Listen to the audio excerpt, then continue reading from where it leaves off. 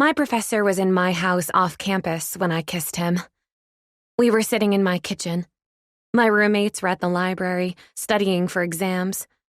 My professor was drinking the good coffee I made him. His dog, Princess, was sitting at our knees, and we were both petting her, our hands almost touching. He seemed agitated, my professor, agitated in a way I had never seen before. "I couldn't get a seat on the train," he said, entering my house without even waiting for me to invite him in.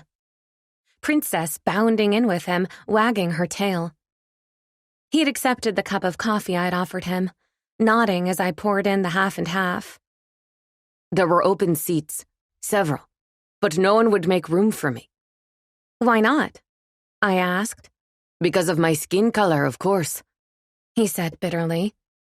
I stared at him. "Because people think I'm a terrorist," he said. "You are a writer," I said.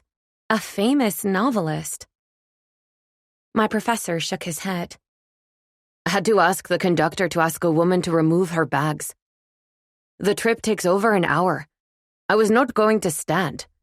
I had asked her, twice.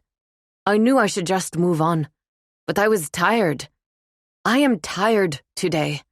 I am angry too. This is not the first time. Normally I am used to it, but today it was too much. I am just a person trying to go to work. I am dressed well, am I not?" My professor was wearing faded blue jeans, a worn blue button-down shirt that looked incredibly soft, loafers. His hair was growing long, wisps covering his ears, bangs over his eyes. My professor had told me once that I could be a good writer if I would just let myself write. Most assignments came and went, and I did not turn anything in. I wanted my work to be brilliant, which meant it was impossible for me to write anything at all. I would be getting an incomplete for the semester, in a class where everyone got 4.0s. "That sounds horrible," I said.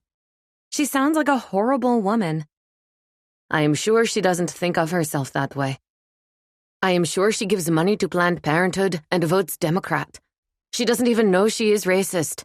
She is the kind of woman who says that she likes Indian food but won't eat cilantro." I wanted to tell my professor that when I made salsa, I used lots of fresh cilantro. That while I often put my knapsack on my seat, hoping that no one would sit next to me on the train, whenever it was crowded, I always made the seat available before I was asked. I told my professor this. "Of course, Rachel," he said. "Of course you would do that. You are a beautiful person." He looked so sad, my professor, and this was the second time he had called me beautiful. And so I kissed him. At first, he did not return my kiss. And then, just when I was about to pull away, he did.